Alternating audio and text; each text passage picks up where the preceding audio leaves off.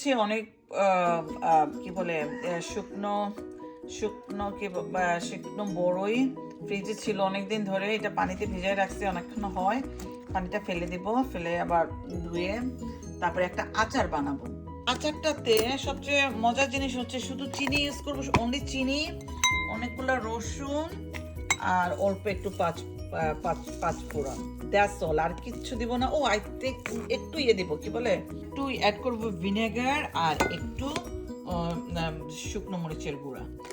এমনিতে তো আমরা আচার যখন করি অনেক মশলাপাতি দিই, যেহেতু এটা মিষ্টি আচার করব, শুধুমাত্র এই রসুন, চিনি, একটু পাঁচফোড়নের গুঁড়ো, একটু ভিনেগার দিব আর একটু চিলি পাউডার। এই তো।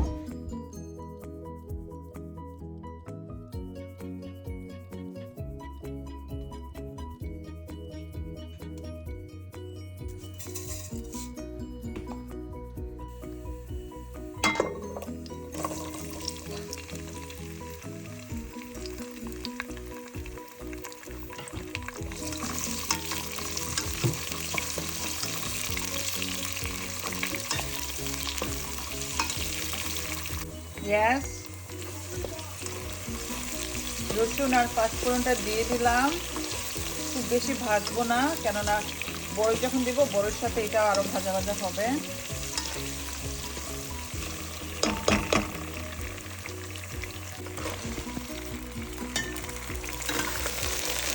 দিয়ে দিলাম বড়ি,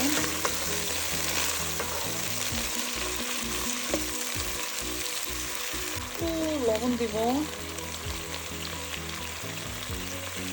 শুকনো মরিচের গুঁড়ো দিব,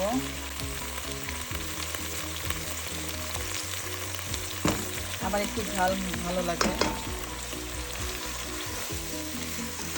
আপনাদের এখন মনে হতে পারে কি এটা তো তরকারি রান্না করতেছে, আসলে এটা যে এন্ডিংটা যে কি মজার হবে এটা বলে বোঝানো যাবে না, সেই লেভেলের হবে। এখন চিনি দিয়ে দিব, চিনি দেওয়ার পরে এটা আধা ঘন্টা চুলোর উপরে থাকবে। চিনি সম্ভবত আরো লাগতে পারে।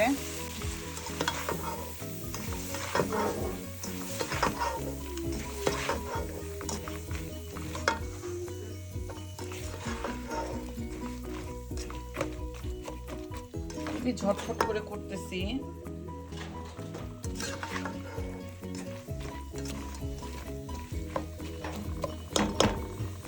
একদম দমে দিয়ে রাখা, অনেকক্ষণ ধরে এটা হবে, মোটামুটি 20 মিনিটও থাকবে। অলরেডি 10 মিনিট হয়ে গেছে, আরো 20 মিনিট থাকবে, এরপরে দেখা যাবে কি অবস্থা। অনেক মজা হয়, একদম কম মশলা দিয়ে বড়ের এই আচারটা অনেক মজা হয়, অনেক মজা হয়।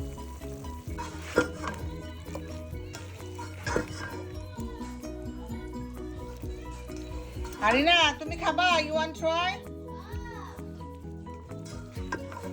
হয়ে গেছে আচার।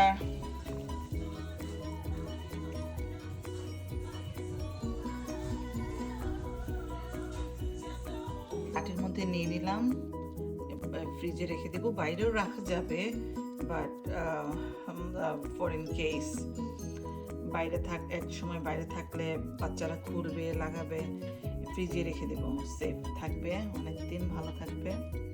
অনেকদিন কি, আমার তো মনে হয় আমি 2 দিনেই শেষ করে ফেলবো, থাকবে করে মনে হয় না, এত মজা হয়েছে।